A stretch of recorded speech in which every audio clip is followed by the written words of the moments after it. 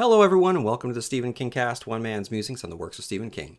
Each week, I will review one entry in the bibliography of Stephen King in the chronological order of publication. And this week, I'm not actually talking about Stephen King or Stephen King work. It's actually Stephen King adjacent. It is inspired by Stephen King, at least it was once upon a time. But today, what I'm doing, I am turning my attention towards Stranger Things, and I'll be talking about Stranger Things, the finale, the cultural impact, my own relationship with Stranger Things. So I'm sorry, everyone, you don't get Conformity Gate, but you do get this special episode on the finale of Stranger Things. So I'm excited about this.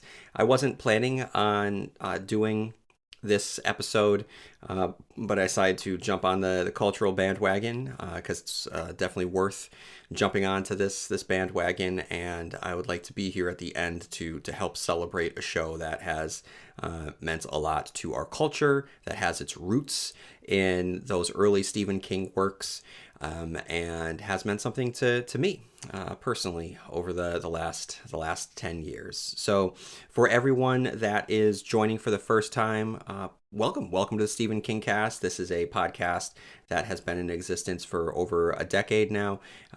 It was designed specifically to chronologue the works of Stephen King in the order of publication. And so if you are interested in any particular book, short story, or even TV adaptation or movie adaptation of Stephen King, the review, the analysis, it's in there. I've also done top 10 lists. I have reviewed Stranger Things. There's a lot. We're looking at about 300 episodes. There's a lot of Stephen King material for you to mine in the back catalog. So have at it. And for those of you who have been with me for many years now, as always, thank you for sticking with me on this journey. So before I get any further, I do want to jump into a listener email. If at any point anyone wants to write in on anything Stephen King related, or in this case, Stranger Things, feel free to write in about Stranger Things, on things that worked for you, any lingering questions that you may have, any plot holes that you may have found, the moments that really stuck with you in the conclusion or throughout the show, your own personal journey alongside these characters over a period of 10 years, feel free to write into the stephenkingcast at yahoo.com. And everyone, you can also head on over to Apple and leave a review. And you can follow me on Facebook and TikTok and Blue Sky. All right, so up first, I have a listener email from Liz who writes, "Hi, Constant Reader. I just wanted to reach out to let you know how much I've appreciated your podcast over the years. I'm 52 years old and started reading King in 1986 and never stopped. I didn't get into podcasts until later in life, and the very first podcast I ever listened to was in 2014, and it was, drumroll please, Stephen King Cast. I spent many years listening to your commentary during my lunch break at the hospital to decompress and enjoy your analysis. I remember when your pug passed away, and I cried, because he had been such a wonderful presence during your recordings, and I too had a pug named Herbie who crossed the bridge to my deep dismay." Liz, first of all, thank you. And I'm so sorry for Herbie. So for people listening for the first time, this is not a professional podcast, and I am a very busy person in my real life, and in my earliest episodes, actually for the majority of these episodes, you would be able to hear some background noises of my life in existence, which I know some people didn't really like that, but I think that a large majority of the audience kind of liked this glimpse into my life, and you would hear my pugs, who both unfortunately have passed away. They would be with me during the recordings at times, and if you've ever had a pug or known a pug, though they are small, they are not quiet. They are not quiet animals, and so this background noise that has sometimes contributed to those earlier episodes was definitely a significant portion of the Stephen King cast. So Liz, thank you for your thoughts. And again, there's nothing like losing an animal. It's an awful experience, and so I'm very, very sorry. After many years, she continues, I eventually fell off listening to the cast regularly. No reason for it. Life just happens. Well, as we know, life is also a wheel. Castle Rock was recently promoted on Netflix, so I decided to check in and see what season 2 was all about. After watching its entirety, I decided to see what the podcast world would have to say. Imagine my surprise when my old friend Constant Reader was the first suggestion for commentary to check out. I'm so glad you're continuing to thrive, and you've got a new furry co-host and a lovely little girl that you mentioned singing to at night. It's been a joy to listen to, and I hope you always feel appreciated. Best to you and your family. May 2026 be the best yet. Liz, thank you so much. And same to you. I hope that 2026 is great for you. And then I have a couple other iTunes reviews. Up first, I have Comet83, who writes the OG 5 stars. This is the Mike Hanlon of Stephen King pods, the first to do it, and all on his shoulders. Great journey here. Thank you, Comet83. And then we have DFHIYRCBP. I feel like I'm at the optometrist right now. Writes, highly recommended, 5 stars. This host is friendly, honest, and very insightful in his thoughtful analysis of King's work. And then Lieutenant Dan's Ice Cream writes, Kingly podcast, 5 stars. This is a really great Stephen King podcast. It's insightful and honest, and you can tell the host really knows his stuff. Definitely one to always listen to. So thank you, Comet83. Thank you, DFHIYRCBP. And thank you, Lieutenant Dan's Ice Cream. I really appreciate the time that you took to leave those lovely reviews. I just want to remind everyone that that Apple is out there, and if you have a couple minutes, it would be greatly appreciated if you were able to leave a review. Okay, everyone. What I'm going to do now, I am going to leave Castle Rock and Derry, Maine, and Midworld, and I'm going to step into the 1980s, into Hawkins, Indiana, and turn my attention to Stranger Things. So, like I said at the beginning of this episode, I wasn't planning on reviewing the conclusion of Stranger Things, and this is less of a review and more of sharing thoughts. I guess that's what a review is. But I realized, you know what, when Stranger Things first premiered, how in love with the show I was, and I still am, don't get me wrong. But I dedicated a significant amount of time to talking about it on this podcast when it first came out, because of how inspired it was by those early Stephen King novels. You have elements of Stand By Me. You have Firestarter. So much of Firestarter, the imprints and the fingerprints of that book are all over those early episodes of Stranger Things. So that the earliest foundational blocks are based on that the works of Stephen King, and so much of what that show originally was discussed as being was a child of the two Stephens, Stephen King and Steven Spielberg, and over the years it has become a love letter to different 80s pastiches and tropes and genres and tributes to legends from the 80s. But its earliest days really had one foot firmly in the world of Stephen King. So it's more than appropriate for me to talk about it here. But also, going back to Liz's email, so much of this podcast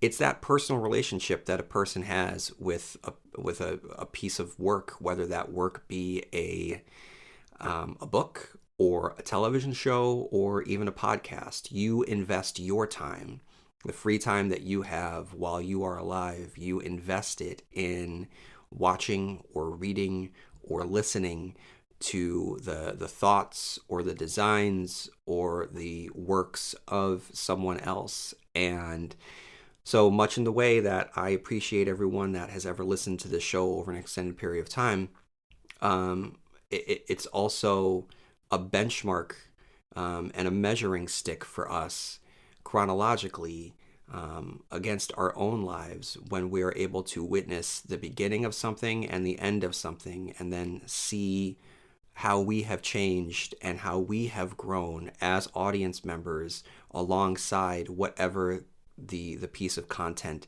may be. And in this case, that's Stranger Things. So when the show first premiered in the summer of 2016, I distinctly remember it, and it feels like yesterday. I'm not living in that house anymore. I had two dogs who aren't with me anymore, and our daughter was still an absolute baby. You might have heard a door open a little while ago at the end of Liz's email, and that was my daughter, no longer that little baby, no longer that 5 month old. She just walked right into this room because she's about to be 10. And that is life. And it's crazy to me to be able to look back on those earliest days of Stranger Things. And I remember when those first trailers came out and how excited I was, and it was capturing a sensibility and a type of story of childhood and kids on bikes and mystery and adventure, and it had that Amblin feel, and it had a little bit of that feel from it, and I was very excited. And when I sat down that night in July, when the show came out, in my old basement with my wife, one of our friends had come over that night. We ate pizza. It was a beautiful night. When she left, our daughter was in bed, and we just sat on the couch, fired it up, cranked up the bass and the surround sound, and I just really wanted to see what this show was going to be. I was excited about it. And then the opening begins, and it's very, very exciting, with the scientist running through the hallways, and you hear a monster, and it's full of danger. It's very, as I said in the original review, it's very similar to the Stand beginning. And then the music hits, and when the credits roll, something special is happening. You realize that you're watching a show that is completely in control of itself, and it's going for a distinct tone. And though people didn't really say it's a vibes thing back then as much, that's what it was. It was doing. It was creating a vibe, and that's why everyone was just tuned in, because everyone was just vibing with it, and it was well worth it. I mean, there was a lot of talent on display too. So I fell in love right away. And there's something special that happens when you look forward to something new, and then it pays off more than you possibly could have imagined. And that's what Stranger Things did back then. And every season it came out, it was an event. I looked forward to it every time it came out throughout the years, and it never bothered me. I know that it was a bother. I don't know if it was as much of an issue for people as it was a point of conversation to drive podcasts and narrative. But the wait in between seasons was never an issue. It just made it much more special when those new seasons would arrive. So yes, once upon a time, on the days of network television, we would get new seasons once a year, and that's not the case now. And though it did age the actors along further than what ages their characters were, there's something called the suspension of disbelief, and you just go with it. Again, you vibe with it, and you appreciate it. You're going to be able to get a lot out of it. Which isn't to say that it's critic proof, because there's definitely elements that are worth talking about, and I'll get into some of those later. But when it comes to the wait between seasons, I would take that anticipation and sitting down after spending years apart from these friends and these characters, than just getting it once a year. I remember season 3, which came out in the summer, and it was a summer season, which we hadn't had yet, and it just felt so special, and I absolutely adored it. It's an uneven season 3, and Hopper just becomes a big, broad, almost just comedic character that he's operating in a different world, and the absurdity of the premise, you can definitely poke holes that there's an entire Russian military scientist facility underneath a mall. But I mean, it's just fun. It's a very, very fun show and season, and I was into it. And then the release schedule of season 4, of dropping one half in the spring and then the second half in the summer, was incredible.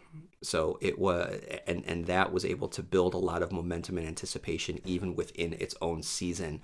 And watching those last couple episodes of season 4 that night when they came out, it's one of the best nights of my life with my wife.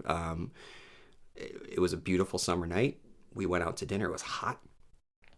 We came back. Our daughter was at one of her grandparents, and we fired up the Stranger Things in the backyard, projected it on the projector on the screen outside, and had a fire going, and we just were just in awe. And it went until 1, 2 in the morning, and right at the end, after battling Vecna in his dream world, and after the Upside Down had opened up, the our fire pit had died, and it was just glowing embers, and heat lightning was flashing all around us, and thunder was rumbling during the conclusion of that episode. So the world itself and the night itself came out to celebrate Stranger Things that night. And then from that point forward, to me, I knew that it was going to take a while, and all the reports that it was going to take a while for the final season to come out. But it didn't matter. It had generated so much goodwill over the years at that point, especially with that final episode in season 4, that I was going to go into it firmly trusting the creators and this cast and the writers, because aside from a few tonal issues that I might have had over the years, whenever I sat down, I enjoyed it, I bought it, and I cared about the characters. I enjoyed the storytelling, and so there was no reason for me to not trust the Duffer Brothers and all of the creatives as we head into the final season. And then another thing that is magical occurred this past summer. So knowing that this season was going to be arriving, and my daughter had been asking about Stranger Things because it's a cultural phenomenon, and even kids in elementary school, they hear about it and they see it everywhere. And much like when we were growing up in the 80s and 90s, we watched stuff that maybe we shouldn't have. My wife and I talked about it and said, okay, let's give it a shot. Let's see if she can handle it, and if it's too scary, we'll turn it off. And the first day of summer vacation this year, again, we were in the backyard. We fired up the projector. We got the fire pit going. We got nice and cozy outside under the stars, and as a family, we watched the first episode of Stranger Things, and she loved it. And summer was just defined by us watching it. And my wife and I got to re-explore these characters and this story and this world through the eyes of our daughter, who just loved it. And she got it, and she was there for the ride, and she reacted to the big moments, and she cared about the characters, and she laughed at the moments that we all thought were funny. And it was really interesting to see her be able to enjoy so thoroughly a show designed to speak to shows and movies of a time that she wasn't around for, that her parents were around for. So that was also special. also by this point, she had seen the Goonies, she had seen Monster Squad, and she had seen some Tim Burton films. So she was able to, if not overtly point out uh, um, Easter eggs or tributes or acknowledgments of something like Aliens, or Firestarter, or or E.T. She hadn't seen E.T. yet. We were able to talk about Winona Ryder, who she had seen in the Beetlejuice movies and Edward Scissorhands. So that was really really exciting, and she just got it. So I was really happy for her to be able to fall in love with Stranger Things the way that my wife and I had fallen in love with Stranger Things, and it became a family experience for us because, in a way, it always has been. Because that earliest night of watching Stranger Things for the first time, I distinctly remember being able to watch this with my wife, knowing that our daughter was safe and sound asleep upstairs. So it all, going back to Stephen King, Kyle's a wheel, it all came around again. And here we were together, having gone through it, and we were really excited about it. We built our momentum heading into this season, and now we got to experience the conclusion as a family.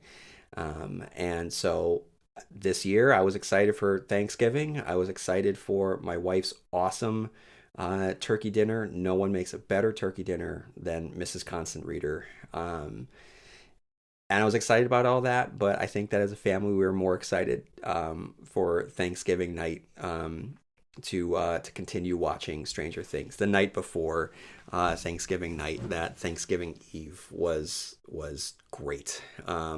We were just all pumped to be able to sit down and start watching the beginning of the end. And right away, again, it's just we picked up where we left off, though some time had passed with our characters. Hawkins is under military occupation, and it doesn't immediately pick up the baton that the tension of the ending of season 4 passed upon us or expectations. It did. There is an urgency, and so I feel that the Duffer Brothers did a really good job at being able to establish this new normal and a sense of what we have come to know as normal in Hawkins, while preparing for the end game and showing how our characters have mobilized themselves to work as a force underneath the eyes of what is now the military operating in Hawkins, and they're smarter, they're strategic, and they're braver, and they're more proactive in their efforts against Vecna and the Upside Down. And it was just I thought it was they did a great job with these with all the episodes heading into the final episode. So what I want to do now is I want to talk about the final episode, the right side up, which again, the title itself, Chef's Kiss. Now, one thing that separates this episode from any other episode is that Netflix allowed it to be released in theaters, which was a really smart move on Netflix's part. I'm glad that they did it. I know that they are theater averse, which makes me a little bit worried, knowing that they are going to be in control, if this deal goes through, of Warner Brothers and the Warner Brothers library. It's really sad to see such a major studio be absorbed by a company that is really, really anti-theaters. But if the success of K-pop Demon Hunters over the summer and the success of Stranger Things on New Year's Eve and New Year's Day is any indication, hopefully that shows them that there's a worthwhile cultural experience that will help generate interest and talking points, if not the financials, because it's making a lot of money. It made a lot, like K-pop Demon Hunters in the theaters was a massive financial success, as was Stranger Things, but also it generated a lot of online content, which in this day and age is a very, very important currency. So I hope that Netflix sees the value in releasing releasing its works into theaters. So I thought about taking us to go see in the theaters, because there's something to be said about being able to sit down in that dark room with a bunch of strangers who are also rabid fans, and there's an energy that you can't replicate anywhere else, because you all have this shared sensibility. You're all there for exactly the same reason, and to laugh in a theater, to cry in a theater, to jump at those same moments, there is nothing like it. I've talked about it before, and I'll talk about it again later in this podcast. But being able to experience Avengers Endgame on opening night, it's an experience the likes of which do not come around very often. And I imagine that the Stranger Things finale, for a lot of people who were able to see it, I'm sure that it was very, very similar. So for all of you that went to go see it, that's awesome. Thank you for carrying the theater torch. But I decided, you know what? It's New Year's Eve. This show started designed to be watched at home, and that's all that I have known it to be, a show to be watched at home. So I equate it with the comforts of home, and we had brought our daughter into it, so it was now his family thing. So I just really like the idea of closing out 2025 and starting 2026 at home, where we are safe and we are in just happy and comfort, and with our dog, and we can take all the pee breaks that we need to. So I decided that we were going to stay home, despite the fact that there was definitely a temptation to go see it at the theaters. Okay, so I'm going to start to get into the specifics about the finale itself, but first I'm going to read the Wikipedia summary so that I have a basis for my analysis. In the Upside Down, Mike, Will, Joyce, Dustin, Lucas, Steve, Robin, Nancy, and Jonathan climb the WSQK radio tower in an effort to reach the descending abyss. At Hawkins' lab, 11, Hopper, Murray, and Kali prepare a sensory deprivation tank, allowing 11 to enter Henry Creel / Vecna's mindscape. Kali and Max are drawn into her to search with Henry's memories. While climbing the tower, Mike apologizes to Will for ignoring his struggles with his sexuality, reaffirming their friendship. As the group reaches the top, the abyss begins to descend and collides with the tower, destabilizing it. Steve nearly falls to his death before Jonathan pulls him to safety. In the mindscape, Eleven's group locates Holly and the other abducted children inside the Creel house. Callie hides them while 11 attacks Henry, buying time for the tower group to reach the abyss. Henry manipulates Hopper by showing him a vision revealing 11 plans to die alongside Callie, prompting Hopper to pull 11 from the tank and beg her to live. Elsewhere, Dr. K's forces capture Max, Vicky, Erica, and Mr. Clark. Acker's team launches an assault on Hawkins' lab and threatens Callie to force Hopper to reveal 11's location. Murray destroys a military helicopter with a grenade, enabling 11 to kill the soldiers. Though Callie is mortally wounded, 11 resolves to confront Henry directly and make Hopper promise to accept her decision. In the mindscape, Henry pursues the children into the cave and is forced to relive his past. Holly leads the children into the mine and attacks Henry to buy time. Henry recalls opening a briefcase as a child and becoming corrupted by a fragment of the Mind Flayer. Will pleads with him to destroy it, but Henry refuses, declaring that he and the Mind Flayer are one. In the abyss, Henry's lair is revealed to be the physical body of the Mind Flayer, which raises a colossal spider-like creature and attacks the tower group. 11 arrives and battles Henry inside the monster while Nancy draws it into position, allowing the group to weaken it with fire and explosives. With Will's help, 11 impales Henry, freeing the children, and Joyce kills him by decapitating him with an axe. Hopper and Murray arm a time bomb to destroy the Upside Down. When the group returns to Hawkins, Kay and the military arrest them as Mike watches 11 remain behind. In a final shared moment with her mind, 11 tells Mike she loves him and asks him to understand her choice. The explosives detonate, destroying the Upside Down, closing the gate, and seemingly taking 11 with it. 18 months later, in the spring of 1989, Hawkins is rebuilding and the military has withdrawn. Hopper urges a grieving Mike to move forward and attend graduation. Dustin, now valedictorian, honors Eddie Munson in a defiant speech. Nancy, Steve, Jonathan, and Robin reunite at the radio station. Steve is a junior baseball coach. Robin attends Smith. Jonathan studies filmmaking at NYU, and Nancy has left Emerson after receiving a job at the Herald. They promise to stay in touch. Hopper and Joyce finally go on a date at Enzo's, where Hopper proposes and Joyce accepts.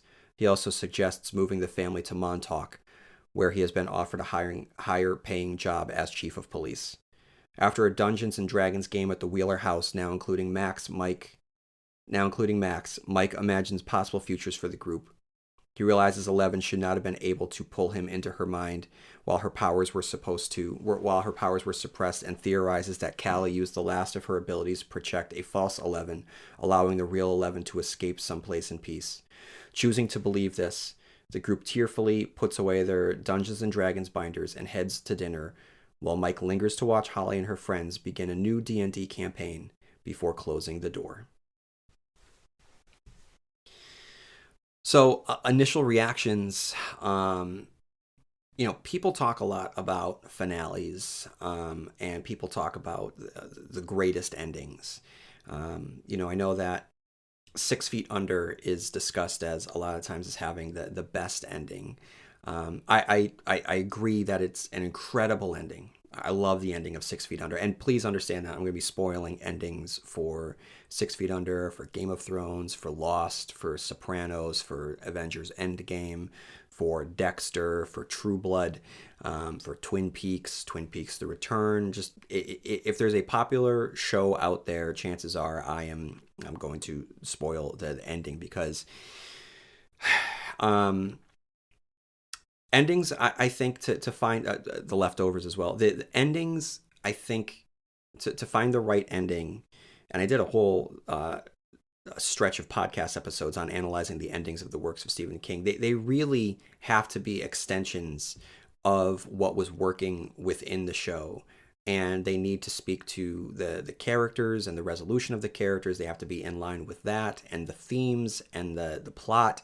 It is very difficult to be able to craft an ending that pleases everybody because we as a culture put a lot of stock in endings, and we put a lot of weight and worth and judgment in endings as if an ending speaks for the entirety of what has come before, and I don't think that it does. I know that when Game of Thrones concluded and the fervor that occurred during that final season, and especially during that last episode, there was a lot of pushback on that episode and a lot of anger, stressing that the ending of Game of Thrones ruined what had come before and that they'll never watch Game of Thrones again. And though I didn't think that ending was the greatest, I didn't think it was as bad as the bulk of the internet made it out to be. Now, as a show watcher, I'm not a fan of the books, so there's an extra level of disappointment that I'm sure comes with being a book reader because the consistency and the thought and the craft and the care that had come to define George R.R. Martin's works and those earlier seasons of Game of Thrones were not present. I'd fully acknowledge that were not present in those final episodes, and in that final episode specifically. So I can understand book readers for sure feeling very, very let down because the thing that really defined what Game of Thrones was, that careful detail to the smallest things, was just waved over for spectacle. So that I can understand.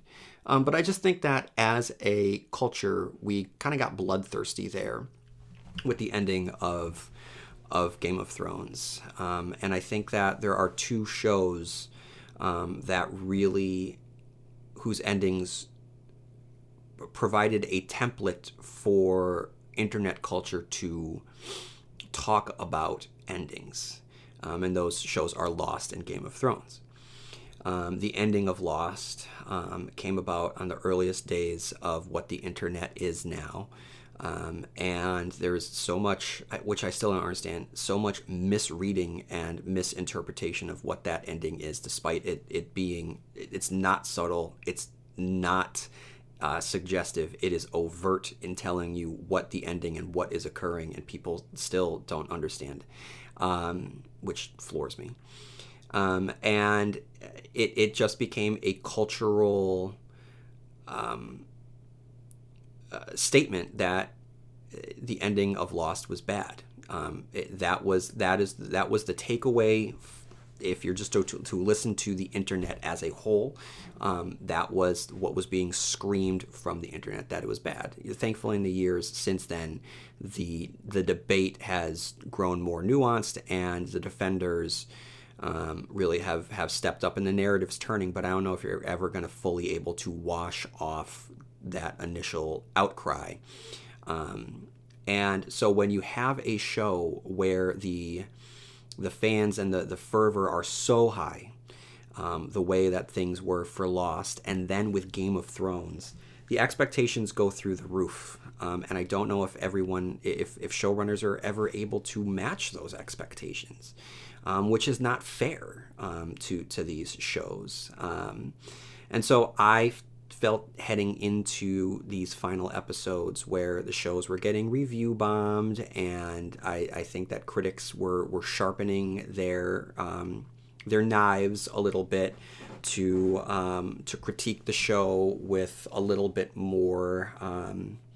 Bad faith is not the word. It's not, because there are valid criticisms out there, but I think with a little bit more criticism than they had in prior shows and in prior seasons. And I think because this was the final one, expectations were so high. And I also think that there is a little bit of a narrative throughout the culture that had built up over the last few years, not necessarily against Stranger Things, but a resentment of having to wait for the next season of Stranger Things.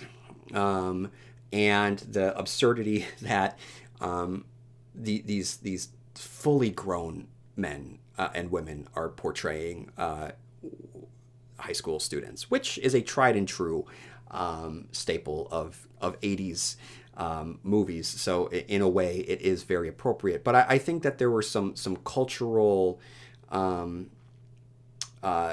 pieces, criticisms, frustrations, resentments that were woven into the sensibilities that we were all feeling heading into this season that started to kind of put a mind flayer looming cloud over this finale in a way that I don't think had loomed over earliest seasons. So I'll get to that. I'll get back to that in a second. But I think that we have to talk about what makes for a good episode. Well, like I said, you have quite a few episodes of me talking about what makes a good ending. But I think that the ending has to be appropriate for what has come before. So I mentioned 6 Feet Under. 6 Feet Under is the perfect ending for 6 Feet Under. The 6 Feet Under ending is the perfect ending for 6 Feet Under. So, spoiler for 6 Feet Under. It is a show that deals with life and death, specifically death, and its day-to-day impact on the life of a family who runs a funeral parlor. And so death starts every episode. It is a constant reminder that death comes for us all. It is not glamorous. It is not.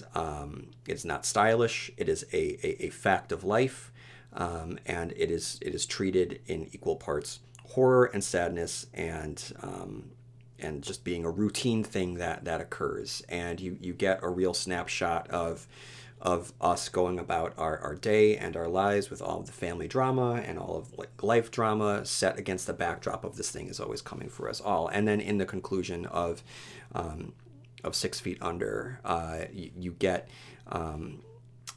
Lauren Ambrose's character Claire making her way away from her family, stepping out to go live her life. And as she's beginning to drive away, we're getting this montage not of things that have occurred but are going to occur with every character on the show throughout their lives, and then we see them die. And it's beautiful, and it's a wonderful encapsulation of what this entire show is and what it is trying to say. Now, I don't think that you can take the ending of 6 Feet Under and then apply it to, like, say, The Sopranos, and then fix, quote unquote, fix the ending of Sopranos by just transplanting that ending onto The Sopranos. Because for me, Sopranos, I think, is a perfect ending for what The Sopranos was. For someone who is a mob boss, that ending gets people to talk about what happened at the ending of The Sopranos, where, again, it's an everyday life occurrence for Tony Soprano, and then it cuts to black. Well, let's talk about that.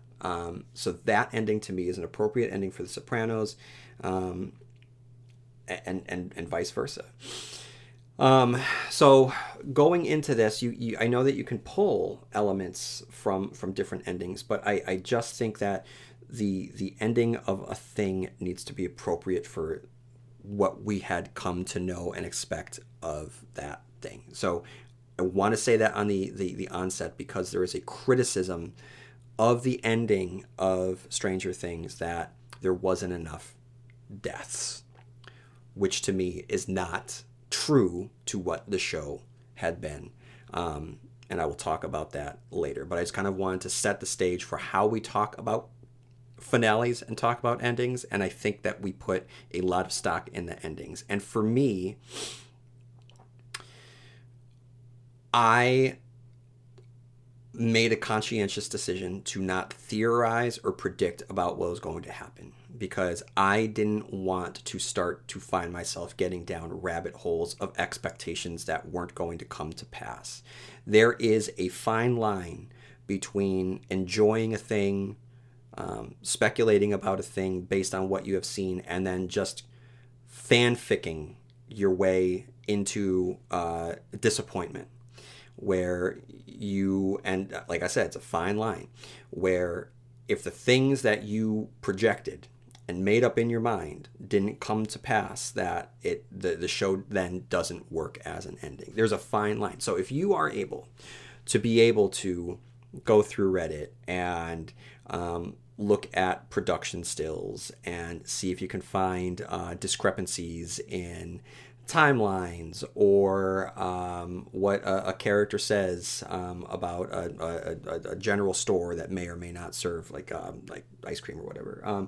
If you're able to find enjoyment from this, and it doesn't detract from what the creators are providing in the finale, if you're able to get both best of both worlds, great. But I would say, for those of you who do go down that rabbit hole, and I'm speaking about conformity gate here, where the ending of Stranger Things, I don't think was accepted by a contingent of the internet, who then made this belief that there was going to be a hidden episode that was going to drop. I would say, you please always, theorizing is fun. Pouring yourselves into it is fun. It's a part of it. And this is a show that really does want the audience's involvement. But always, always, always ground yourself by meeting it on the author's terms. What is the author saying? What is the author doing? What has the author given you? If you start pulling at imaginary things, you're going to rob yourself of the enjoyment that comes from what the author is giving you. Meet it and judge it on the author's terms, not on the terms that you make up for it. So, I like I said, I wasn't creating, or I wasn't predicting, and I wasn't going into it with a checklist of things that I needed to happen, because for me, I just wanted to keep an open mind and just allow whatever the Duffers and this cast wanted to say. I kind of wanted to be as open-minded as possible. With that being said, I still, at the conclusion of every episode, I absorbed it, I lived with it, I dwelled on it, I thought about things.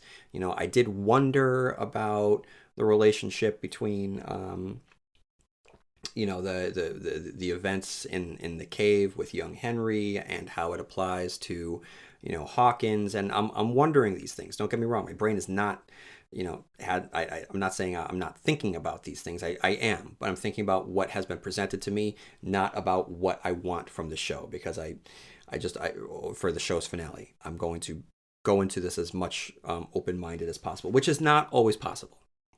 And there's no one right way to go into it, because again, I don't want to just criticize anyone that had a list of things that they really wanted to see, because this is something that you invest your time into. And I remember when I went to see Avengers Endgame, there was a couple things that I wanted to see. I wanted to see Steve say Avengers Assemble and have it be an awesome moment. And I wanted Steve to have a good conclusion, and not necessarily be overshadowed by Iron Man. I didn't want this just be Iron Man's swan song. I wanted Captain America to really have something meaningful, and I got that. And so I also didn't judge Avengers Endgame because the X-Men weren't in there, or whatever. Anyway, so I'm saying that yes, you can have these things that you want to happen. That's totally natural. But I myself kind of shut that part off because I just wanted to go into it as an experience with my family.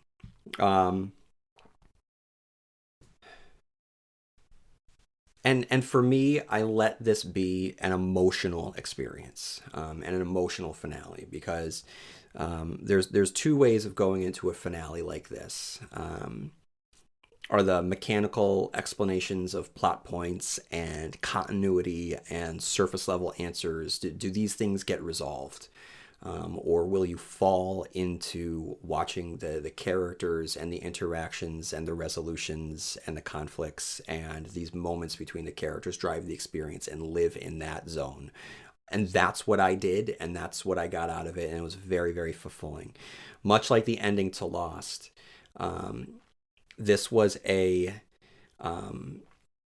show that had grabbed hold of the culture through the mysteries, and the strangeness and the questions, but really it was a show that kept its hold with the people that stuck with it, not because of the polar bear or the smoke monster, but because of the characters. And very clearly early on, we realized that the show was not called Lost because they were on a desert island.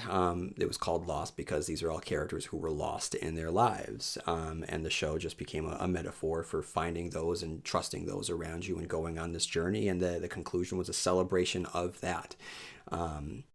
And it was a wonderful experience. And watching Lost with my mom, who had gotten into Lost, and the two of us watched the ending there, sobbing. It was beautiful. It was a beautiful moment that I will treasure always, and I will accept that, and take that over getting overt answers to all of the questions, most of which had been answered throughout the course of the show, by the way.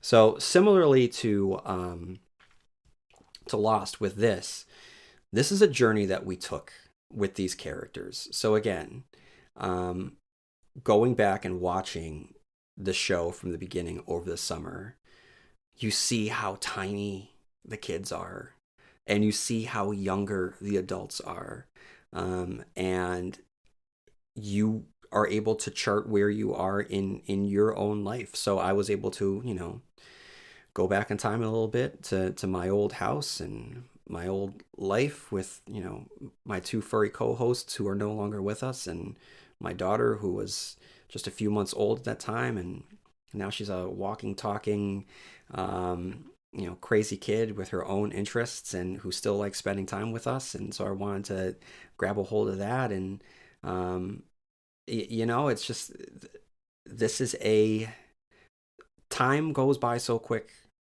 and we age so quickly, and the world passes us by. So to have a show like Stranger Things be, to use a term from Lost, but a constant in our lives, it allows us to be able to not just look at the show, but look at ourselves and our relationship to the show and the time that we have spent with the show, and hopefully get something out of it.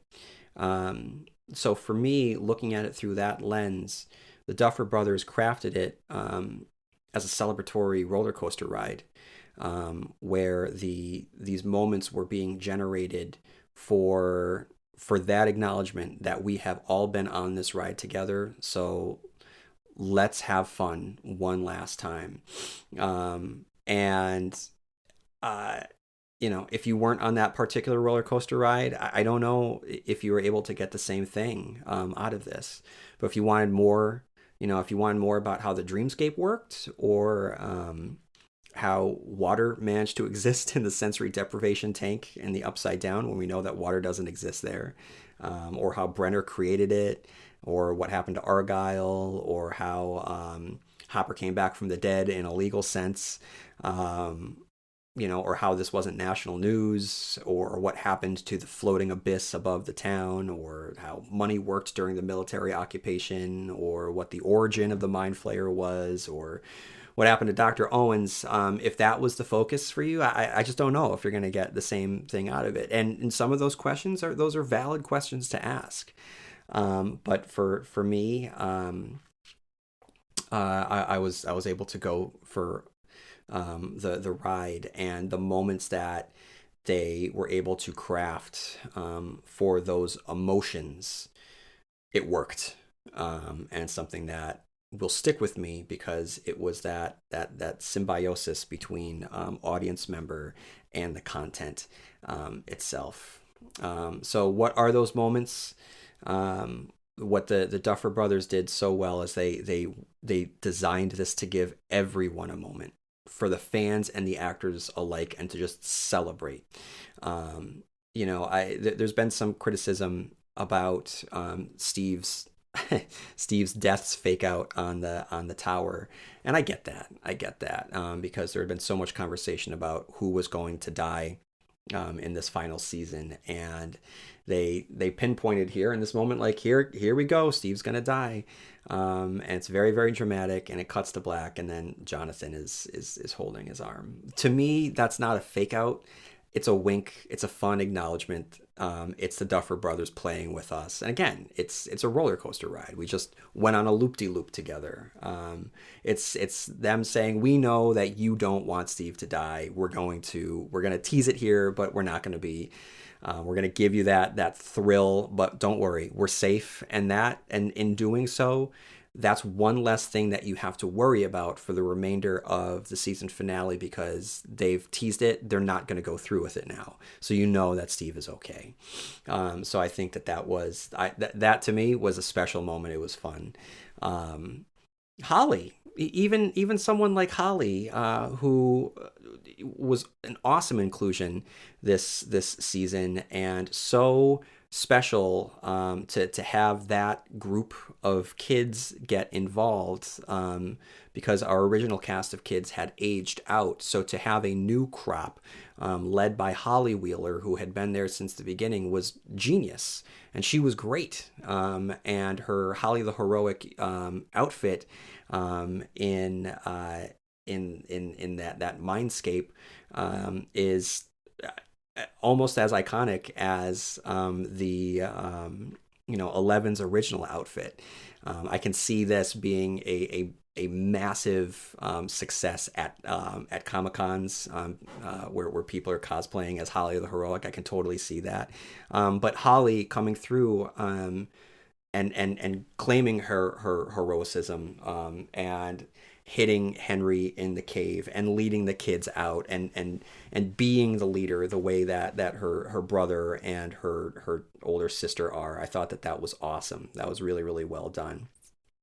The campaign victory in the Abyss. I'll talk about this a little bit more, but the fact that they won so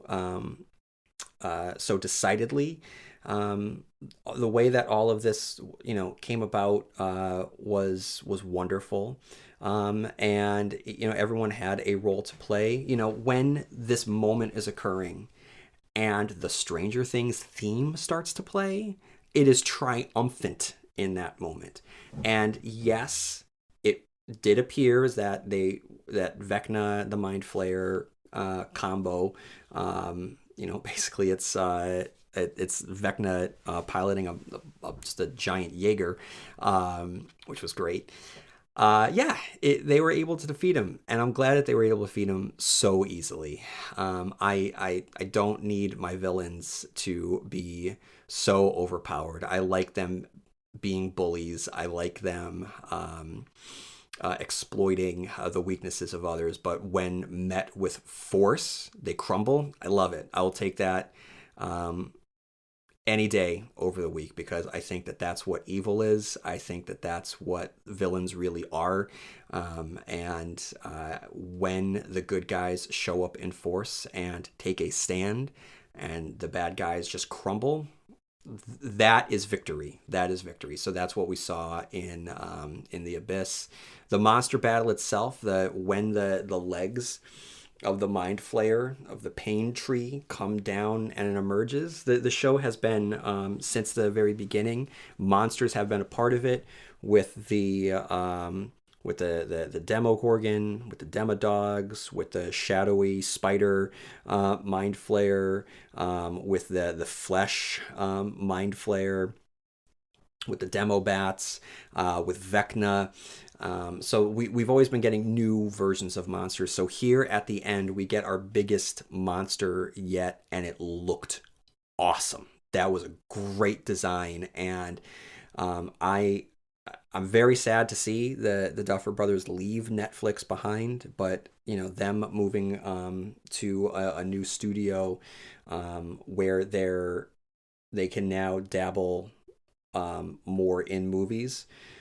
This was them showing that they have a sense of scale and scope, that they have talent behind the camera to not just give you these character moments, but to be able to give you scale and spectacle that should be seen on the big screen. There were shots in the Upside Down where you see the mind flayer chasing after Nancy, or how small Eleven looks as she is making her way towards the mind flayer. It is just incredible visuals, and it was thrilling. So we were getting these fun character moments, and we were also getting these incredible monster moments too. So it was a celebration of understanding that having a monster has always been a part of this show, and you get your biggest monster yet.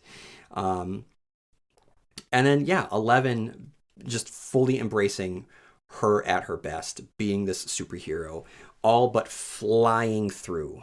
She's Superman in the earliest days of Action Comics, where he leaps in a single bound, not necessarily flying yet, but Ella's almost there, and she's basically flying, and she goes right into it, and then just completely owns Vecna, and it's great to watch.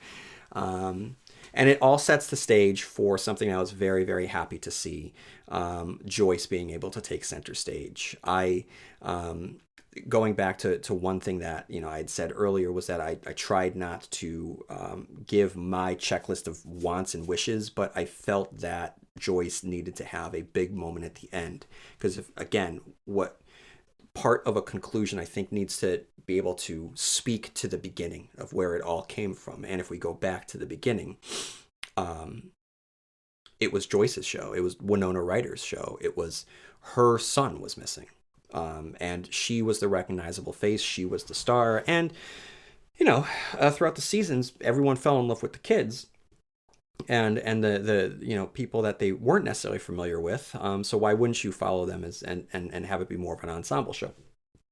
But if we're going to go back to the beginning and refocus things on Joyce, this is someone whose life was completely upended, and the trauma and the impact that these supernatural elements have had on her life and her family have been so significant that, yes, it warrants her having a big moment there at the end. So for her to take the axe and cut off the head of Vecna, it was everything that it could have been. And what they did so well is be able to bring in those nostalgic hits in a way that felt very earned and organic to me, because it wasn't just a member berries. It was acknowledgement of the trauma, and so it was a catharsis of the trauma that everyone experienced with each axe blow. as everyone felt it. So that was incredibly well done. So in this moment, the she was being the ultimate mother by healing this extended found family that had always been in danger since the beginning, when her biological son had been taken by this villain, and she is now reclaiming her family. She's reclaiming the safety that had been threatened since then. So it had to be Joyce, and I was very glad for Winona Ryder and Joyce in this incredibly triumphant moment. And then, okay, so those are the big moments in the first half. Okay. But then we get, okay. They win. We're celebrating. When Dove's Cry starts playing. It's great. It's triumphant. It's fun. Good for them. They get back into Hawkins through the gate.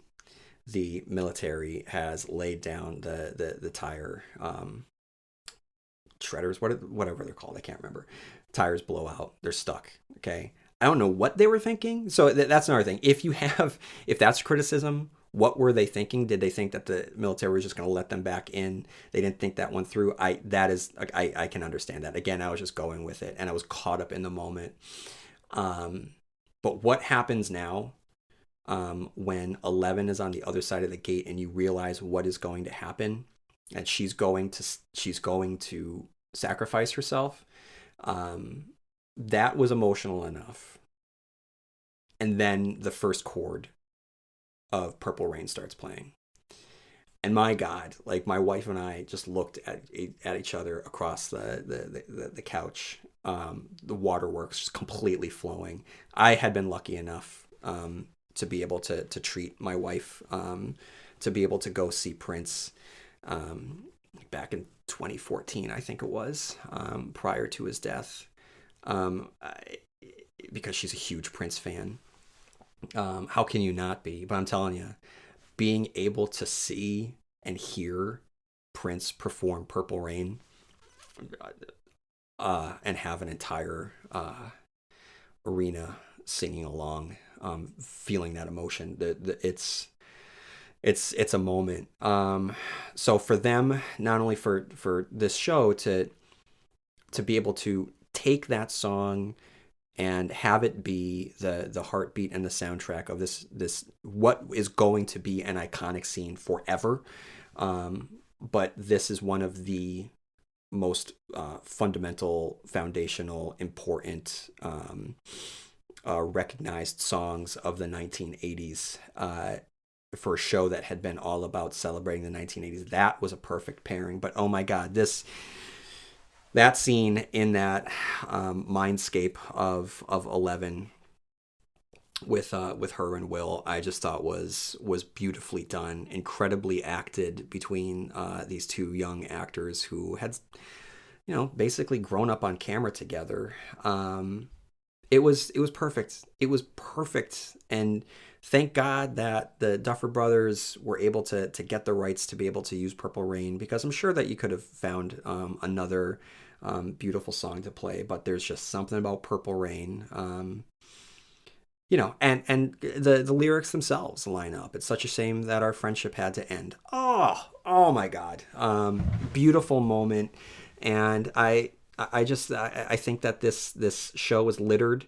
This episode is littered with beautiful moments, but this one, it is hard to say that this isn't one of the most iconic moments from any episode of Stranger Things, and will go down, I would assume, as moments that people talk about for decades to come. And with that, when she sacrifices herself, the Duffer Brothers even take the time to show the destruction, the complete destruction. They linger on it, of the Upside Down, in a place where we had spent so much time and it had been so iconic. I think that was important in a way, to take the time to even say goodbye to the Upside Down, to say that, without a shadow of any uncertainty, that this place is now going away. This thing that had defined the visuals and the images and helped put this show on the map in the first place is now gone. That really helped add to the feeling of finality and conclusion in this show. And then we get the epilogue. When I hit pause, like right after that, and went to the bathroom, there was like 40 minutes left. I was like, oh, this is great. I was so excited. I was so excited because I knew that I was just going to be able to luxuriate with the characters. The threat was gone. I was kind of hoping that they would kind of get done with whatever the battle was so that we could just have this, whatever was going to come. And that I loved that the Duffers cleared the deck to just be able to spend time with these characters.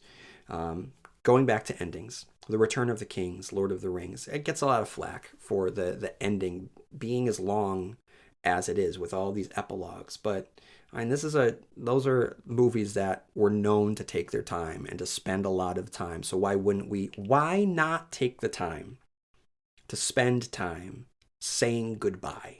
Why not?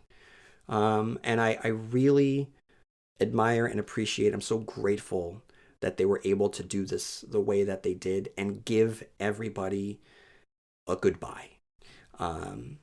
The teenagers who had turned adults, Robin and Jonathan and Nancy and Steve, their conclusion at the top of the tower, being able to reminisce and start to talk about where they were in their lives now. It was just a great moment to just say goodbye to them. And I should say that on the onset of this, not only does it work for the characters, not only does it work for us as audience members, it also there's an extra layer there where it is as poignant as it is and emotional as it is, because we understand that this is even more emotional for the people who are putting on these performances for us as well, because these were the final moments that they were spending with each other as actors while they filmed. And they're going on their own emotional journey that's more significant than our emotional journey because they lived it.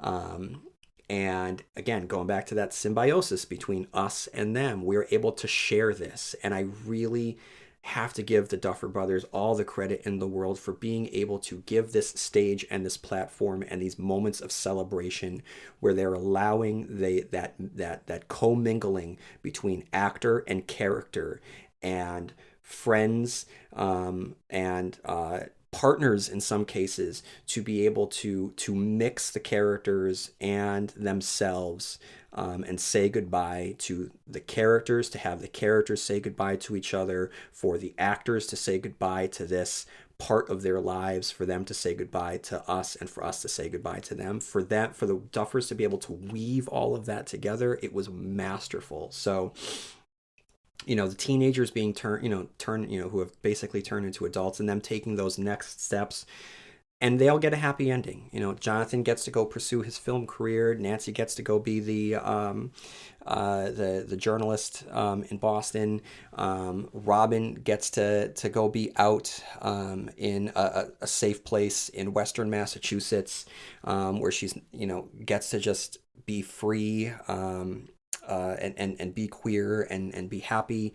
Good for her. And Steve has found his safe space here in Hawkins, where in the first season he was worried about being trapped there, and now he has fell in love with Hawkins, and he has fell in love with who he is in a very healthy way. And now he gets to be a coach, and he gets to continue to be that best version of himself with a new crop of kids, where he gets to take all of the charm and the inspiration that Steve the Hare Harrington has been defined by, and then be able to apply it to a normal everyday life and give back to his town in ways that don't involve nails through baseball bats and fighting monsters from the upside down. I thought that was lovely. I thought it was nice that Joyce and Hopper got their happy ending. I'm going to be honest, that fell a little flat for me. It was nice. Good for them. They get engaged.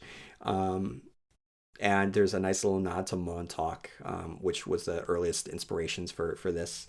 So it was good. I'm very happy for them. I would have liked a little bit more for Winona Ryder again. Something with her and Will, I think would have been significant for me, because that was really what drove that first season. For me, that's one little thing that I wish that we had gotten more of. But the Joyce and Hopper was nice. They finally got their date at Enzo's. Okay, and then let's talk about the real ending in the basement. This was, I mean, 10 out of 10, 12 out of 10, 11 out of 10, 11 out of 10. It couldn't have been any better. Again, going back to what I said about this commingling between actor and character, saying goodbye to each other and the audience and our shared time together, having the ending take place in the basement, where it all began, is perfect. One final campaign where they win, perfect. And then we get a little bit of looking ahead into the future, where Will, the storyteller, or Mike, the storyteller, gets to envision happy endings for the characters. That this is ending for us, but this is the Duffer Brothers saying this is what could happen to the characters that you love. Don't worry, they're going to be okay. And to have Mike be the one to deliver that to the characters, those tears are real. I mean, how do you not sob while you watch it? I thought that was beautiful. And to have every character, every actor be able to walk off stage on a show. I've never seen it done this way before. I've never seen anything like this, where the Duffers allowed every actor to be able to say goodbye and put their characters on a shelf and then walk up the stairs like they're walking off stage. And to walk out of the basement also is just an incredible exit visual. That level of thought was just so beautiful. And then, of course, the kids running down, pushing Mike out of the way, and life goes on, and the new generation is taking over, and Mike in that moment being able to realize that he can put his child away, and move on. Beautiful. Basement door closes, as iconic as Jack closing his eyes. To me, it comes full circle. It's beautiful, beautiful ending.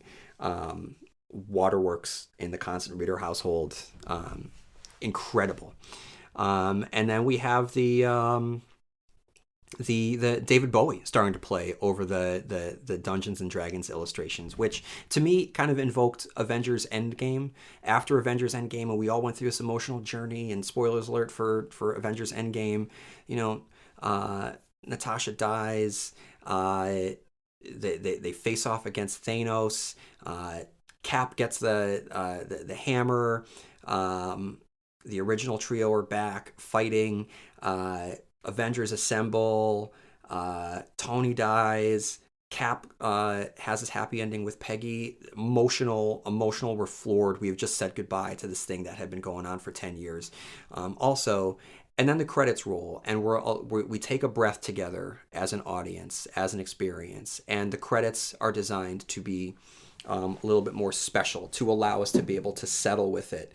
And vibe with a little bit more. And then once they get to the original Avengers, the Avengers theme really starts to kick in, and then they get these special cards where you see the actors' signatures, and it's celebratory. Watching that in the audience, everyone's clapping. It was incredible. So I felt that this ending was very similar to that, where we're able to go back throughout the years of spending time in Stranger Things and celebrate these moments through these now iconic visuals that are on the screen. It was awesome. It was awesome. And then on top of all of this, the Duffers gave us, and I thought it was so smart the second that Mike started talking about this, they gave us Inception.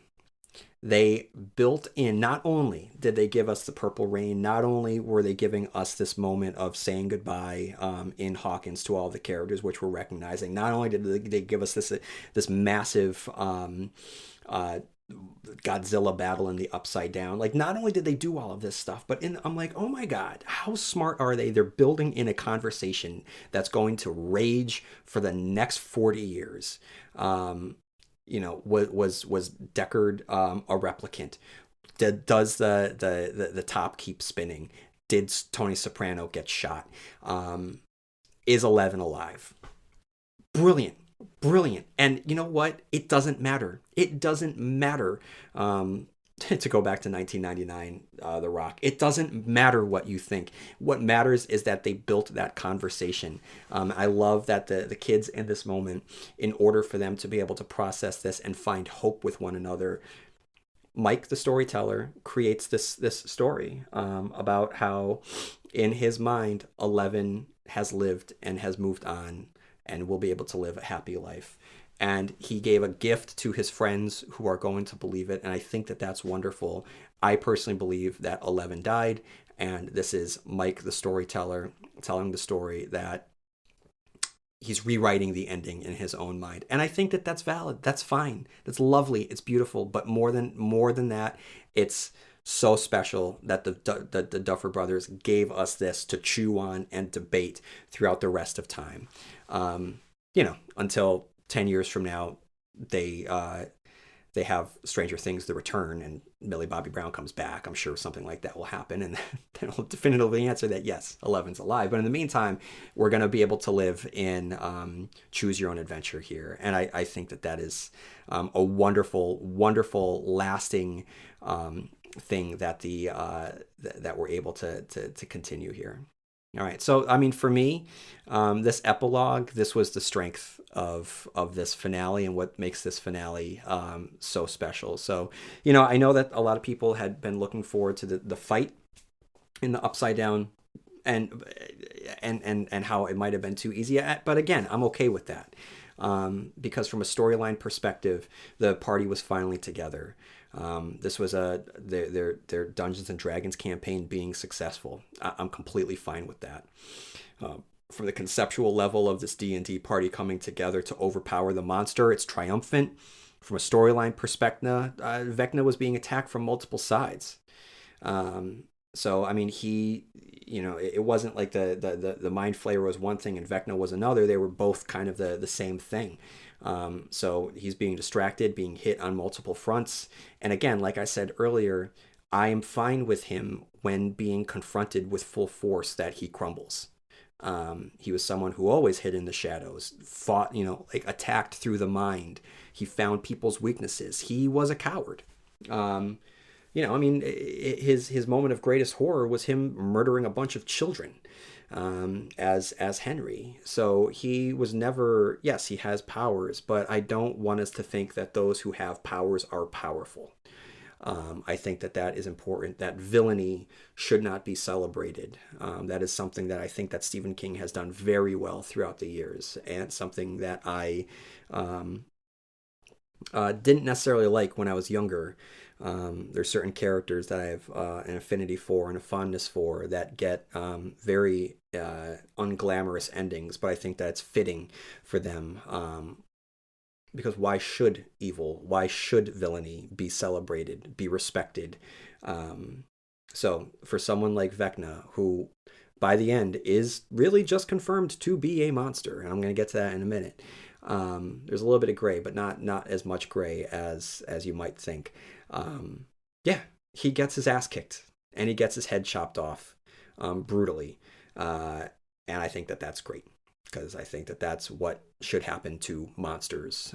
And that's figuratively, I think that the good people should stand up and stand against villainy and people that think that they have power over others, because those people are not powerful. But I mean, with that said, are there some criticisms to be thrown in the final battle?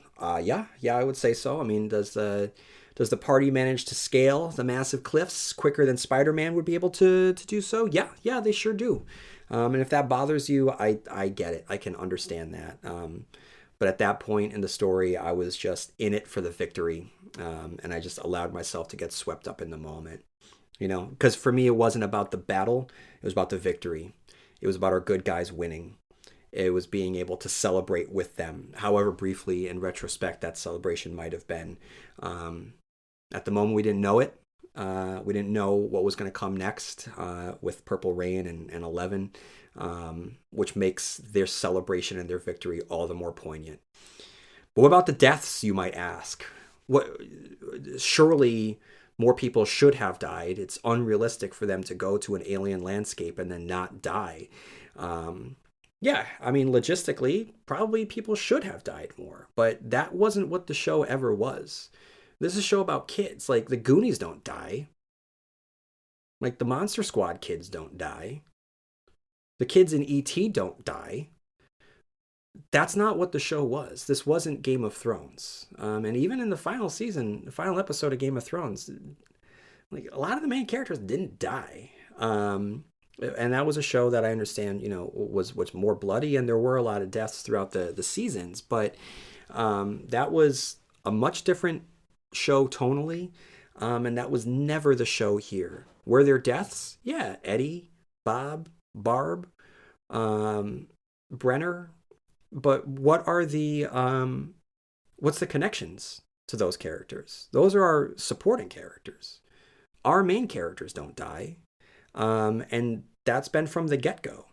Every time there has been a possibility of the death, the show firmly takes a stance that these characters will live. 11 looks like she dies at the end of the first season. Nope, she's back. Hopper looks like he dies. And by the end of that same episode in the finale of season 3, they tease his return. So every time they tease a death, that death does not really go through. And that's what the show is. And quite frankly, where this is a show where it's triumphant moments and fun and thrills and yes, danger, but in a very safe way. To have our children die kind of runs afoul of what the core aspects of the show. Now, if an adult died, that would be another thing, and that actually would fit with some of the themes of growing up. But it's not necessary to me. So I don't think that a finale needs to include deaths to be impactful, because to me this was an incredibly impactful finale with very few deaths. And at the end of the day, yes, you can interpret it that 11 lives, but I view it as she died. That's a pretty big death. And even if she did die, she is separated from her friends. And that's sad. There's a sadness there. Saying goodbye is sad. Moving on is sad. Going our separate ways is sad. Like, I don't want Steve to die. Steve living doesn't make the show less than if he had died. Understanding in that moment when they're all on the rooftop together and they're talking about meeting up once a month, knowing that the way life works, that's not going to happen, that's more impactful to me than Steve dying or Jonathan dying or Nancy dying or Robin dying. The characters, the kids being able to say goodbye to each other and knowing that their childhood has come to a close and they're going to go their separate ways, and they're saying goodbye to each other. That is more important and more impactful to me as an ending to this show than if Will died sacrificing himself, or if Dustin died in an Eddie Swan song, or if Will died saving 11, or if Max died going up against Vecna, or if Lucas died trying to save Max. No, No, that's not what the show is. It's not about the death of children. So to have a show reject the concept of deaths and give them happily ever afters while having a bittersweet conclusion for all of us and them itself, that to me is it's more impactful. It's more important. It's more important. Um, you know, and it just sucks that there was like review bombs at the end. Part of this came with the Will's coming out scene, which the internet being what it is, never fails at stooping low. Which I think that was incredibly well done, and I think that's incredibly important. And hopefully, any young person who is queer is now able to look to that scene and have a little strength and know that this incredibly important cultural show is giving something to you. I think that that's great. I think that that's awesome. But that's where a lot of the review bombing began, and a lot of people were upset that there weren't a lot of deaths. And then the conformity gate conversations started, where fans started grasping at straws and started looking over production stills and marketing and conflating these different aspects of production with storytelling intent, and came up with their own idea that everything we saw was Vecna's mind and it was a trick and the real ending was going to come. And my question to that is, did you not get anything out of the ending? Like, this is what I mean. Like, accept what, judge what the creators are giving you on their own terms, and judge them with the terms that they give you. So, for instance, like, I liked the Hopper and Joyce ending, but it didn't get me, and I think that it was missing something. Um, you know, so there are things there in the end. The fact that the military just lets them walk away, that is a big glaring error to me. And I'm judging it against their terms. But I'm not creating a whole new fan fiction narrative in my mind and then judging the show against not meeting this fan fiction. That to me is a level of fandom that I don't understand. I'm not saying it's necessarily wrong. I know that I'm judging it a little bit. Because I'm not trying to judge anyone that gets something out of it, because fandom is important, and I can understand not wanting to say goodbye. But there's also something to be said about, this was a show designed to be cathartic for everyone involved. For everyone involved, and you were part of that ride. And I'm just kind of a little bummed that for you that you weren't able to feel that catharsis to the point where you wanted to create a whole new ending.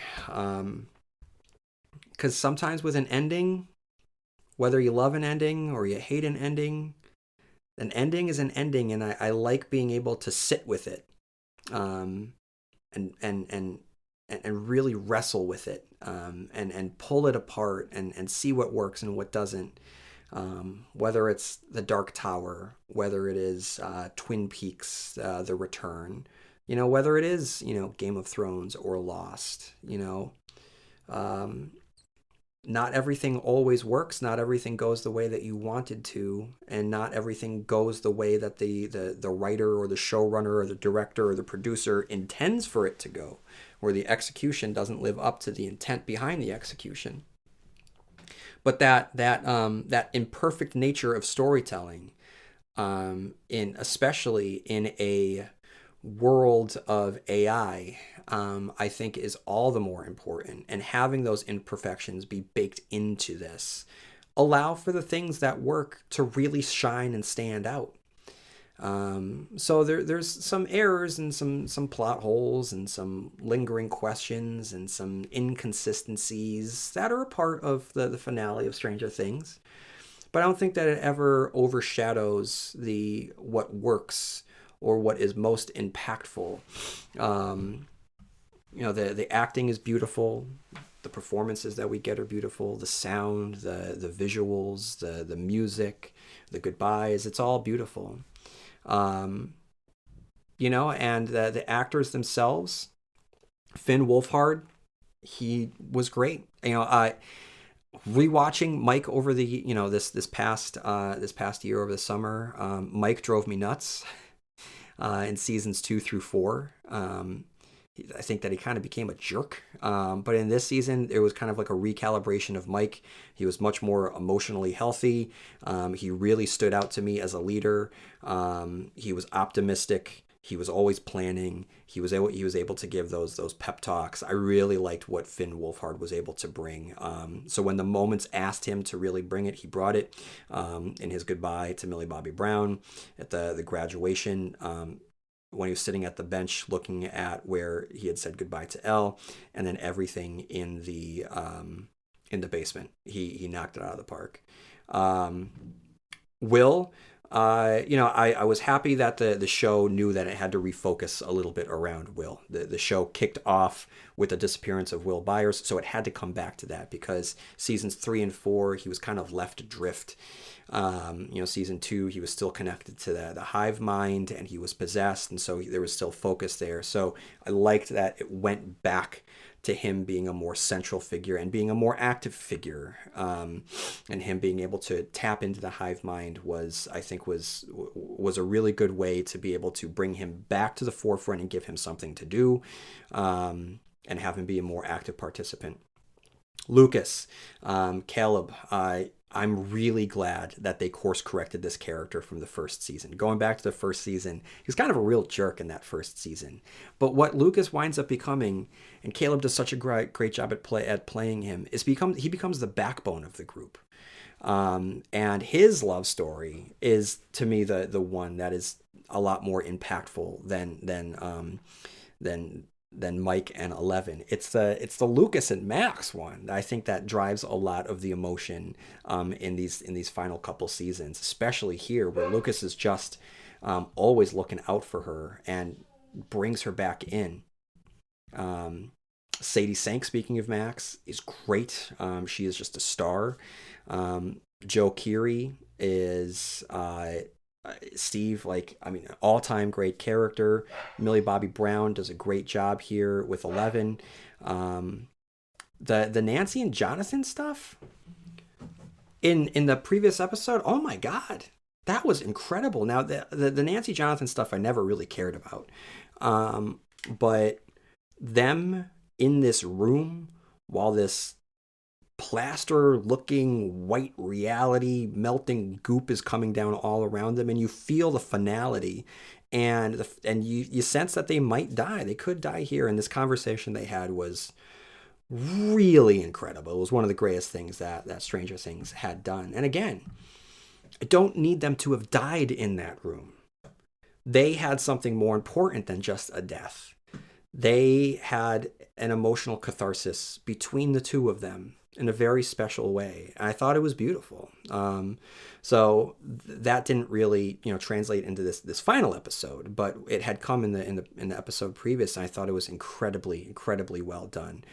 Nancy going full Rambo and getting to just get her bloodlust out in the final episode was pretty funny for me. And then there's Jamie Campbell Bower.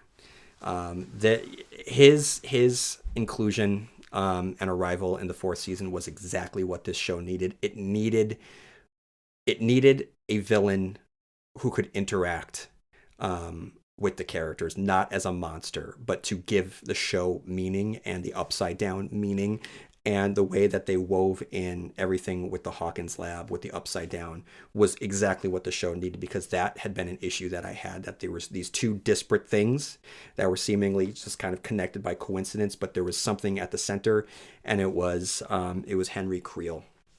So I know there's a lot of mythology, there's a lot of lore, there's a lot of backstory, but what I was happiest about, aside from his incredible performance as Vecna, and the different versions of Henry that we get, just the evil Henry, the manipulative Henry, what I was so happy about was that they didn't do the Darth Vader Palpatine ending, where at the end you have this villain who has committed atrocities trick the audience into thinking that he's worthy of redemption by overthrowing the greater evil that made him evil. They didn't do that. In fact, the Duffer Brothers rejected that, and they had Henry say that they're the same, that they rely on each other. He's choosing this. And yes, when we go back to those flashbacks, we see that there was some influence from the Mind Flayer. The Mind Flayer stone went into, the cut on his hand and got inside of him. But don't forget that leading up to that, even before the Mind Flayer got into him, there was something in Henry that responded with him bludgeoning a man nearly to death. There is a sadistic streak in him, of violence and anger that existed there before. And I think that that's important, to be able to just externalize the evil at all times and say that, well, it was because of that evil. It wasn't because of the human heart. I think that would have been the wrong direction. But to say that it was a commingling of the two, that there's a potential for danger and a potential for evil within you, and this outside influence can amplify that. That is something I think that we can take away. That is something that can be applied to our lives, and the reality that we find ourselves in, even if there isn't a Dimension X or an Abyss or an Upside Down or a Mind Flayer or Vecna. We all have the potential for terrible things within ourselves. And we can do great good, we can do great bad. That is the condition of being human. And then there's this monstrous thing, the internet, and there are monsters that lurk within it. And if they get you when you are vulnerable, they can amplify what is within you. And that, to me, I'm not saying that this was designed to be a metaphor for the internet or for society, but to me, this looming shadow that can be a corrupting influence that can get into your mind and really strengthen your worst impulses and the worst aspects of yourself. I think that's important. But I do like that Henry was never fully good, that there was a darkness inside him. I was very, very happy about that. Okay, so that's all the things that I like. I do want to talk about a couple things that I think weren't handled as well. So for me, there was a glaring issue in this season, and it was the military. And it was the use of Linda Hamilton. I mean, you have this iconic actress of the 1980s and 1990s, and she's great in this. She's great. And it kind of makes me mad that they didn't give her something better to do. We've had, these authority figures in the past. Brenner was great. And I like that they killed him. But with her, she was a nothing character, and the military plot, it was very not as thought out as I felt that it could have been. It's more that they were designed to be plot obstacles for our characters than actually have a reason to exist. And so for me, Dr. K, oh God, it's really too bad. So that was something that I didn't really stick out to me. For me, in the end of season 3, that letter from Hop to 11, it's an all-time tearjerker. It's beautiful. Her loss of him in season 3 is heartbreaking, and their reunion at the end of that season is well paid off. So I say all of that because, to me, their relationship in this seemed hollow. I would have liked to have seen growth between these two, but it felt that it was playing old beats. It didn't hit me nearly as emotionally as I expected, because that father-daughter relationship, matters to me. So it didn't hit me nearly as much as I had expected. So those, to me, that's kind of just what didn't speak to me as well. Okay, and then we have some unanswered questions. So this is what I have seen kind of floating around there. So here are some floating questions. What happened to Dr. K? Yeah, what happened to Dr. K? She just magically disappeared along with the rest of the military. And are we just led to believe that the military lets everyone go? These our main characters murdered a bunch of military people on their way to the Upside Down. I don't think that the military is just going to let them go away. So that's kind of an issue. That's a big glaring plot. Here's one that I've seen floating out there. Who unlocked Will's door in the pilot? Well, that to me, that's not a plot hole. That's not an unanswered question. I think that the answer is that the magic Demogorgon did at the time of the script. Because at the time of the show, the specifics of the later seasons hadn't been formed yet. I think that the Demogorgon opened the door with its mind the same way it was able to travel to the Upside Down, because it's supernatural. It's only later that we get more understanding of the Demogorgon's nature, and it doesn't involve telekinesis. So, because we hear the sound of Vecna's clock in the first episode now, which I'm sure was included after the events of season 4 and reinserted into the show, I just think that we're to assume that it was Vecna who did it. Just like how Hopper found Sarah's teddy bear in the Upside Down in the first season finale. It was a seed that was never watered, as the writers and the showrunners fleshed out the rules and the larger story. So that to me is not an unanswered question. That's just the way that production works. What happened to Vicky? This is an issue that I have when people complain about unanswered questions. This is not a question that needs answering. The answer is very simple. Robin went to college. That's what happened to Vicky. Vicky wasn't a main character. She wasn't even a supporting character. Some of the things can just be left to your imagination. Dr. Owens, however, this is one.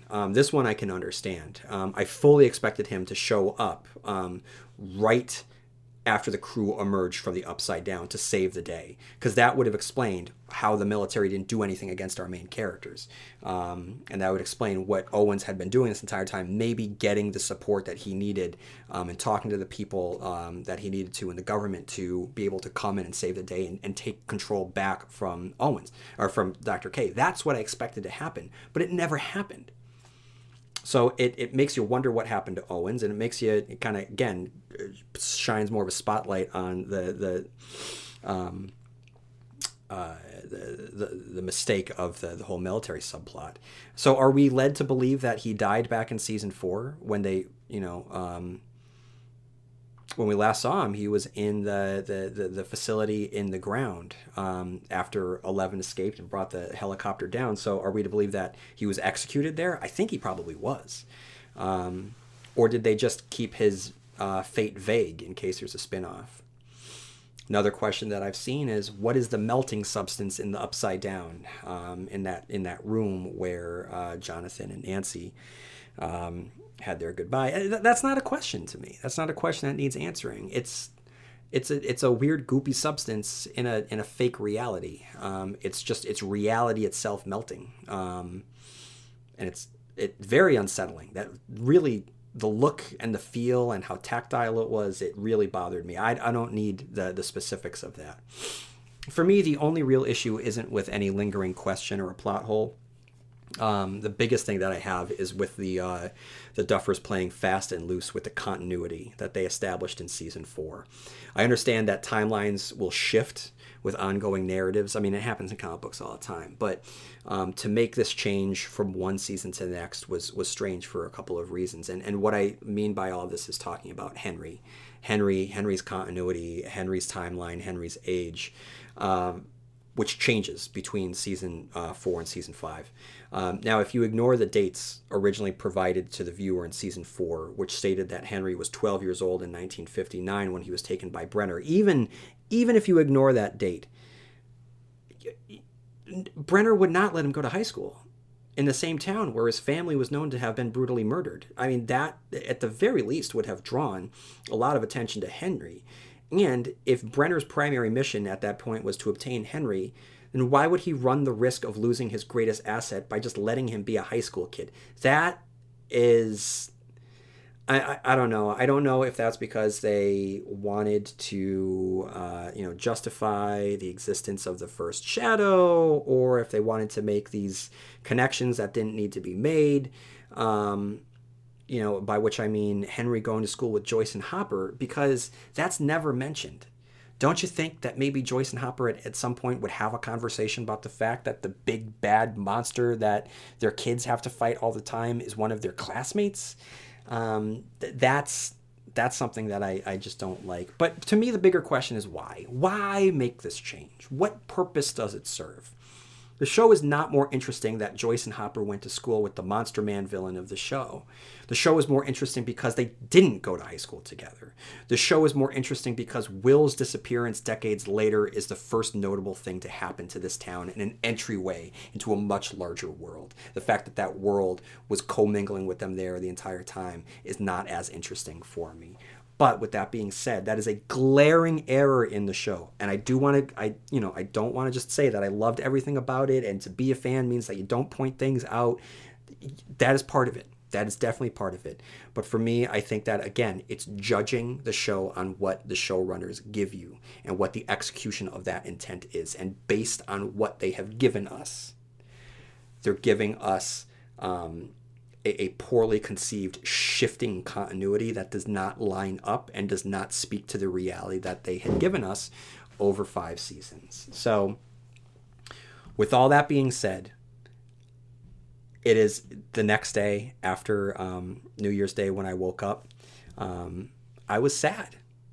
I was sad that I was now living in a post Stranger Things world, which is what a compliment to this show and what this show was, to leave me mourning it, now that it's gone and I have said goodbye, but knowing that these characters are now immortalized forevermore and their exploits are immortalized forevermore within these 5 seasons. It's something really magical, and it's a celebration of storytelling, and it's a celebration of that partnership and the relationship between the storyteller and their audience. So Duffer Brothers, thank you to all of the cast and the crew and everyone that worked on the show. Congratulations, and thank you for the time that you have given us throughout the years, and for all of you listeners out there who have been listening for almost 2 hours now, hearing me ramble about this. Thank you for listening.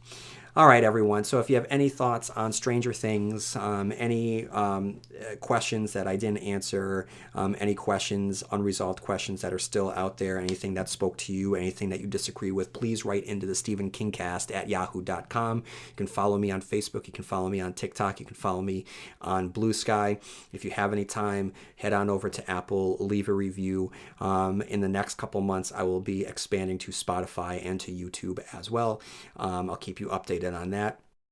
And I'll be back next week with a brand new episode of the Stephen King Cast. And maybe you have long days and pleasant nights, and I will see you here next time where MOON spells Stephen King Cast.